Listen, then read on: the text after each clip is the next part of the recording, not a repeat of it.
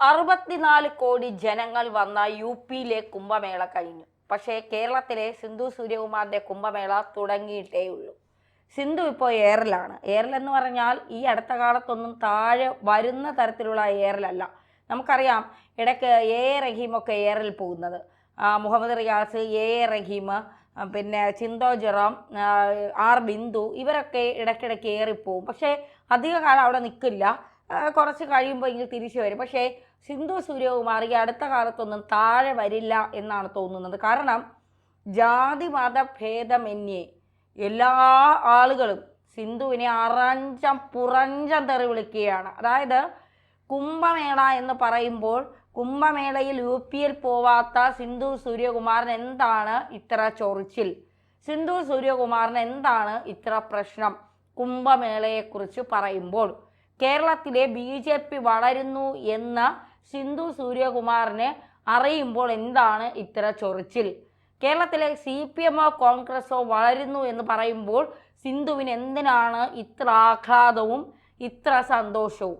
BJPയുടെ കാര്യം പറയുമ്പോൾ എന്തിനാണ് നിലവിളിക്കുന്നത്? എന്തിനാണ് നെഞ്ചത്തിട്ടടിക്കുന്നത്?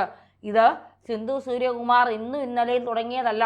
കാലാകാലങ്ങളായി ഏഷ്യാനെറ്റ് എന്ന് പറയുന്ന ഒരു ചാനലിലിരുന്ന് ഹിന്ദുക്കളെ അല്ലെങ്കിൽ ഹിന്ദുക്കളുടെ പേര് പറഞ്ഞുകൊണ്ട് BJPയെ അല്ലെങ്കിൽ BJPയുടെ പേര് പറഞ്ഞുകൊണ്ട് ഹിന്ദുക്കളെ വളരെ മോശമായി അവഹേളിക്കാനും അപമാനിക്കാനും പരിഹസിക്കാനും തുടങ്ങിയിട്ട് കാലങ്ങൾ ഏറെയായിരിക്കുന്നു. സിന്ധു സൂര്യകുമാറിന് ഹിന്ദുക്കളായാലും BJPക്കാരായാലും ഒരു വിലയും നൽകാത്തത് കൊണ്ടാണ് അവർ ഇക്കാര്യങ്ങളിലൊന്നും ഇടപെടാതെ ഇരിക്കുന്നത്. പക്ഷേ അങ്ങനെയല്ല. രാജീവ് ചന്ദ്രശേഖർ ചാനൽ മേധാവിയായ ഒരു ചാനലിലിരുന്ന് കുംഭമേളയെ അധിക്ഷേപിച്ച, അവഹേളിച്ച, അപമാനിച്ച സിന്ധു സൂര്യകുമാറിനെ പുറത്താക്കണം എന്നുള്ള ശബ്ദം വിവിധ ഭാഗങ്ങളിൽ നിന്ന് ഉയർന്നു കേൾക്കുന്നുണ്ട്. രാജീവ് ചന്ദ്രശേഖറിന് നല്ല സമ്മർദ്ദവുമുണ്ട്. രാജീവ് ചന്ദ്രശേഖർ ഇന്നലെ എക്സിൽ ഒരു പോസ്റ്റ് ഇട്ടിരുന്നു. ഹിന്ദുക്കളെ അല്ലെങ്കിൽ കുംഭമേളയെ ഇത്തരത്തിൽ പറഞ്ഞത് ശരിയായില്ല.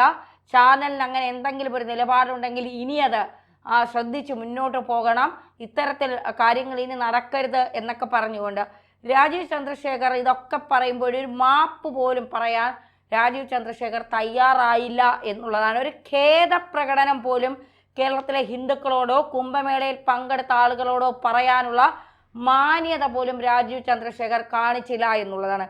നിങ്ങൾ ആത്മാർത്ഥമായി BJPയെ സ്നേഹിക്കുന്നുണ്ടെങ്കിൽ, നിങ്ങൾ ആത്മാർത്ഥമായ ഒരു ഹിന്ദു ആണെങ്കിൽ, നിങ്ങൾ ആത്മാർത്ഥമായി ഹിന്ദുക്കളെ സ്നേഹിക്കുന്നുണ്ടെങ്കിൽ തീർച്ചയായിട്ടും ഹിന്ദു സമൂഹത്തോട് നിങ്ങൾ മാപ്പ് പറയണം. ഹിന്ദുക്കളെ അപമാനിച്ച, BJP അപമാനിച്ചു കൊണ്ടിരിക്കുന്ന സിന്ധു സൂര്യകുമാർ എന്ന് പറയുന്ന ഏഷ്യനെറ്റിലെ എക്സിക്യൂട്ടീവ് എഡിറ്ററെ ചാനലിൽ നിന്ന് പുറത്താക്കിക്കൊണ്ട് നിങ്ങളിരിക്കുന്ന സ്ഥാനത്തിൻ്റെ മഹിമ അവർക്ക് വെളിപ്പെടുത്തി കൊടുക്കണം.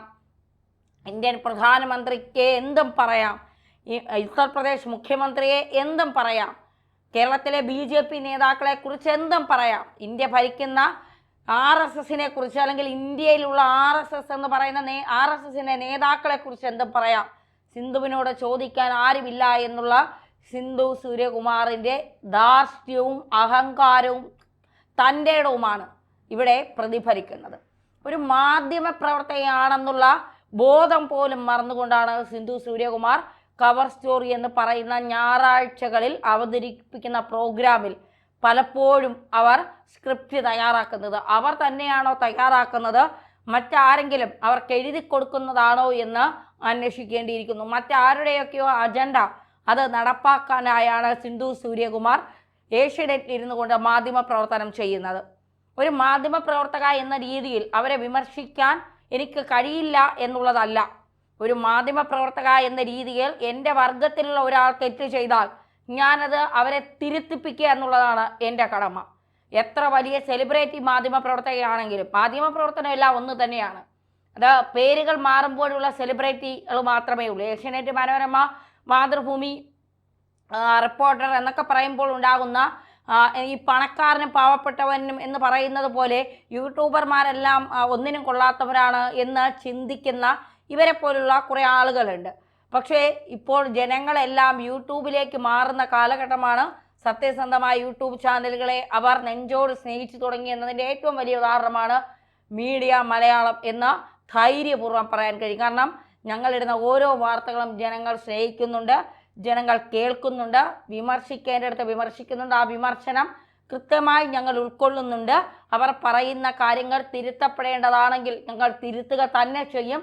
അത് മാന്യമല്ലാത്ത ഭാഷയിലാണ് സംസാരിക്കുന്നതെങ്കിൽ ഞങ്ങൾ ആ തരത്തിൽ തന്നെ അവർക്ക് മറുപടിയും കൊടുക്കാറുണ്ട്. എന്തായാലും വിമർശനങ്ങൾ എല്ലാ ഭാഗത്തു നിന്നും ഉണ്ടാകും. അതിനെ കൃത്യമായി അതിനെ എടുക്കേണ്ട രീതിയിൽ എടുത്തുകൊണ്ട് തന്നെയാണ് ABC മീഡിയ മലയാളവും എന്ന് പറയുന്ന ഞങ്ങളുടെ ചാനലുകൾ മുന്നോട്ട് പോകുന്നത്. BJP അനുകൂലമോ CPM അനുകൂലമോ കോൺഗ്രസ് അനുകൂലമോ എന്നുള്ളതല്ല. ഞങ്ങൾ മുന്നോട്ട് വയ്ക്കുന്നത് ദേശീയതയാണ്. ഇന്ത്യയായി കണ്ട് ഇന്ത്യയിലെ ഓരോ ജനങ്ങളും നമ്മുടെ സഹോദരി സഹോദരന്മാരാണ് എന്ന് മനസ്സിലാക്കിക്കൊണ്ട് തന്നെയാണ് മുന്നോട്ട് പോകുന്നത്. ഇന്ത്യയെ ഇന്ത്യ അല്ലാതാക്കാനും ഇന്ത്യ മുസ്ലിം രാഷ്ട്രമാക്കാനും ശ്രമിക്കുന്നവർക്കെതിരെ എന്നും നിലപാടുകൾ വ്യക്തമാക്കുകയും ചെയ്യും, എതിർപ്പുകൾ അറിയിക്കുകയും ചെയ്യും. സിന്ധു സൂര്യകുമാറിൻ്റെ വിഷയത്തിലേക്ക് തിരിച്ചു വന്നാൽ, ഒരു മാധ്യമ പ്രവർത്തക എന്ന ബോധമെങ്കിലും ഇടയ്ക്ക് നിങ്ങൾക്കുണ്ടാകണം. നിങ്ങൾ തനി കമ്മ്യൂണിസ്റ്റുകാരിയും കോൺഗ്രസ്സുകാരിയുമാവുകയാണ്. രണ്ട് വള്ളത്തിൽ ചവിട്ടി നിങ്ങൾ നിൽക്കുകയാണ്. ഇടയ്ക്ക് നിങ്ങൾ പക്ക കമ്മ്യൂണിസ്റ്റുകാരിയാകും, ഒരിടയ്ക്ക് നിങ്ങൾ പക്ക കോൺഗ്രസ്സുകാരിയാവും. ഈ പറയുന്നതിൽ തന്നെ സിന്ധു സൂര്യകുമാർ പറയുന്നുണ്ട്, കോൺഗ്രസ്സിന് തഴച്ചു വളരാൻ പറ്റുന്ന മണ്ണാണ് കേരളമെന്ന്.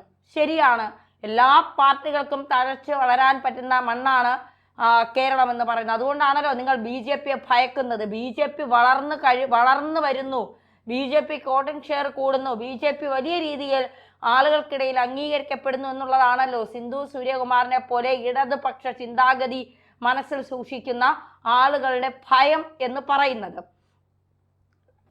ഈ കോൺഗ്രസ്സിന് തഴച്ചു വളരാൻ കഴിയുന്ന മണ്ണായിട്ടും എന്തുകൊണ്ടാണ് ഇടതുപക്ഷത്തിന് തുടർ ഭരണം കിട്ടിയത്? നന്നായി നിങ്ങൾ ശ്രമിച്ചു. തൃശ്ശൂരിൽ സുരേഷ് ഗോപിയെ തോൽപ്പിക്കാൻ വേണ്ടി നന്നായി നിങ്ങൾ PR വർക്ക് ചെയ്തു. തൃശ്ശൂരിൽ സുരേഷ് ഗോപിയെ തോൽപ്പിക്കാൻ വേണ്ടി നന്നായി നിങ്ങൾ നല്ല ബിസിനസ് നടത്തി തൃശ്ശൂരിൽ സുരേഷ് ഗോപിയെ തോൽപ്പിക്കാൻ വേണ്ടി. എന്നിട്ട് എന്തായി? സുരേഷ് ഗോപി തോറ്റോ? സുരേഷ് ഗോപി വമ്പൻ ഭൂരിപക്ഷത്തിൽ വിജയിച്ചു. നിങ്ങൾ ഡൽഹിയിൽ കുറേ കുപ്രചരണങ്ങൾ നടത്തിയല്ലോ. എന്നിട്ട് എന്തായി? ഡൽഹിയിൽ 0 കോൺഗ്രസ് മാറി. CPMനെ പിന്നെ കാണാൻ പോലുമില്ല. അവിടെ 48 സീറ്റോട് കൂടി BJP വിജയിച്ചു. തെറ്റ് ചെയ്തത് BJP ആണെങ്കിലും CPM ആണെങ്കിലും കോൺഗ്രസ് ആണെങ്കിലും അത് തൻ്റെ ഇടത്തോടെ നട്ടല് നിവർത്തിക്കൊണ്ട് വിളിച്ചു പറയാൻ ആർജവമുള്ള ആളെയാണ് നമ്മൾ മാധ്യമ പ്രവർത്തകർ എന്ന് വിളിക്കുന്നത്. നിഷ്പക്ഷ മാധ്യമ പ്രവർത്തനമല്ലെങ്കിൽ പോലും കാര്യങ്ങൾ കൃത്യമായി വിളിച്ചു പറയുന്ന നട്ടലുള്ള, പലർക്കും വിയോജിപ്പുകൾ ഉണ്ടാവും. പക്ഷേ എൻ്റെ വ്യക്തിപരമായ അഭിപ്രായത്തിൽ അദ്ദേഹത്തിൻ്റെ രാഷ്ട്രീയവും എൻ്റെ രാഷ്ട്രീയവും തമ്മിൽ വളരെ വ്യത്യാസമുണ്ട്. എങ്കിൽ പോലും കൃത്യമായി കാര്യങ്ങൾ പറഞ്ഞവതരിപ്പിക്കാൻ നട്ടല് നിവർത്തിക്കൊണ്ട് മാധ്യമ പ്രവർത്തനം നടത്താൻ കഴിവുള്ള ഒരൊറ്റ മാധ്യമ പ്രവർത്തകനെ കേരളത്തിൽ ഉണ്ടായിരുന്നുള്ളൂ. അദ്ദേഹത്തിൻ്റെ പേരാണ് നികേഷ് കുമാർ. പക്ഷേ ഇന്ന് അദ്ദേഹം രാഷ്ട്രീയ പ്രവർത്തനത്തിൽ നിന്ന് മാറി സജീവ രാഷ്ട്രീയത്തിലേക്ക് പോയി എന്നുള്ളത്. അദ്ദേഹത്തിൻ്റെ രാഷ്ട്രീയമുണ്ടാകും, ഒക്കെ ശരിയാണ്. പക്ഷേ പല രാഷ്ട്രീയ പാർട്ടികളിൽ നിന്ന് വരുന്ന ആളുകളെ ഒരിക്കലും അദ്ദേഹം ഞങ്ങളുടെ രാഷ്ട്രീയം നിങ്ങൾ പിന്തുടരണം എന്ന് പറഞ്ഞിട്ടില്ല. മാധ്യമ പ്രവർത്തനത്തിൽ നിൽക്കുമ്പോൾ ഏത് രാഷ്ട്രീയ ചാനലിലാണോ നിങ്ങൾ നിൽക്കുന്നത് ആ ചാനലിൻ്റെ രാഷ്ട്രീയം നിങ്ങൾ കാണിക്കണം. അല്ലാതെ വ്യക്തിപരമായി നിങ്ങളുടെ രാഷ്ട്രീയത്തിൽ നിന്ന് നിങ്ങൾ മാറരുത് എന്ന് കൃത്യമായി പറഞ്ഞിട്ടുള്ള ഒരു മാധ്യമ പ്രവർത്തകനാണ് ഞാൻ. അദ്ദേഹത്തിനോടൊപ്പം വർക്ക് ചെയ്തിട്ടുണ്ട്.